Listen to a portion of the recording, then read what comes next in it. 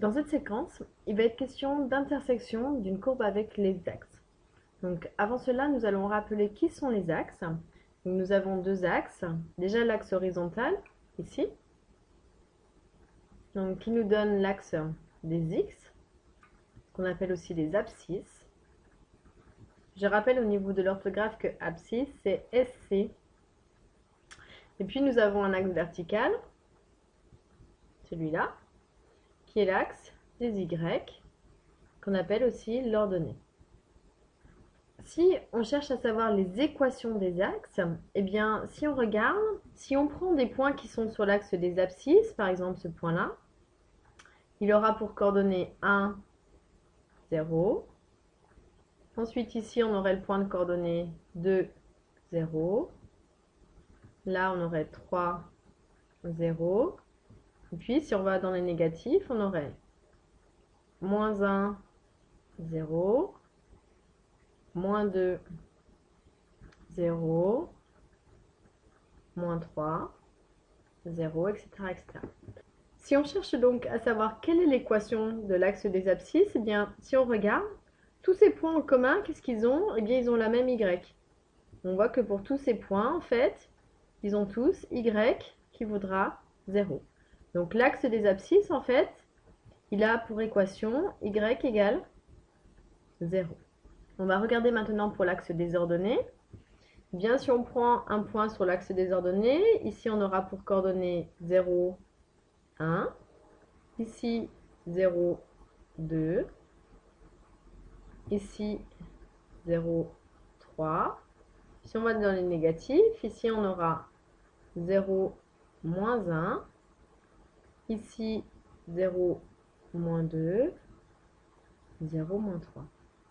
Donc de manière analogue, si je vous pose la question, quelle serait l'équation de l'axe des ordonnées? Bien, on voit tous ces points en commun, qu'est-ce qu'ils ont? Ils ont tous le même x.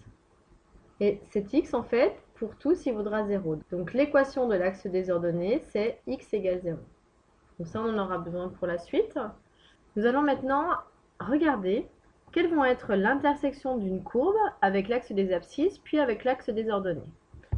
Alors, voici. Donc ici, vous voyez, dans la colonne, nous avons deux choses. Première colonne, nous allons chercher à connaître quelle est l'intersection avec l'axe des abscisses. Et deuxième colonne, quelle est l'intersection avec l'axe des ordonnées.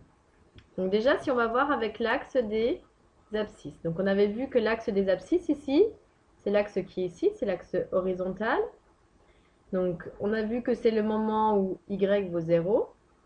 Et donc chercher graphiquement l'intersection de la courbe ici avec l'axe des abscisses, eh bien on voit, on a deux éléments.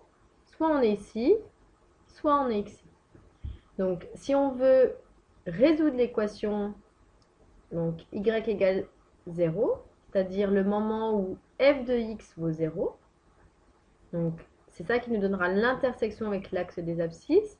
Eh bien, on a deux solutions qui sont soit x égale moins 1 ou soit x égale 3.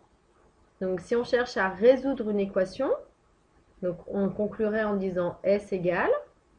Et ici, on aurait s égale, on écrit entre accolades parce que c'est deux éléments isolés. On écrirait moins 1, 3. Si on voudrait les coordonnées des points d'intersection, eh bien on va les nommer. Par exemple, celui de gauche, on va l'appeler A et celui de droite, on va l'appeler B. Donc les coordonnées, ce sera A, il aura pour coordonnées moins 1, 0. Et B ici, il aura pour coordonnées 3, 0. Donc faites bien attention à la formulation de la question. Si on vous pose seulement résoudre l'intersection de la courbe avec l'axe des abscisses, on donnera juste les solutions soit sous la forme x égale, soit avec s égale. Si on vous demande quelles sont les coordonnées des points d'intersection, il faut bien répondre en disant c'est un point avec ses coordonnées et un autre, il y en a un deuxième avec ses coordonnées. Maintenant, on va voir l'intersection de la courbe avec l'axe des ordonnées. Donc l'axe des ordonnées ici, c'est l'axe qui est vertical. C'est le moment où on a x égale 0. Donc si on regarde, eh bien l'intersection ici, nous avons que un point ici. Donc lorsque x il vaut 0, Eh bien, c'est regarder l'image de 0, c'est-à-dire c'est faire f de 0, c'est-à-dire à peu près, puisqu'on est en lecture graphique, moins 1,5. Donc ici, au niveau du vocabulaire, il y a deux choses qui vont être différentes. En fait, je l'ai dit en le nommant dans la phrase, c'est-à-dire que ici, si x égale 0, je cherche l'y. Vous vous souvenez, on cherche l'image. Alors qu'ici, on a le y et on cherche le x. Donc ici, on est sur une notion d'antécédent. Donc ici, pour l'image, si vous avez besoin, allez revoir la vidéo 5. Et puis pour les antécédents, si besoin, allez revoir la vidéo 6. Pour terminer, donc ici, si on cherche à avoir le point d'intersection, je vais l'appeler petit c par exemple, eh bien c, il aura pour coordonnées, donc x il vaut 0, et le y il vaut moins 1,5. Donc pareil, faites bien attention à comment est formulée la question dans l'énoncé.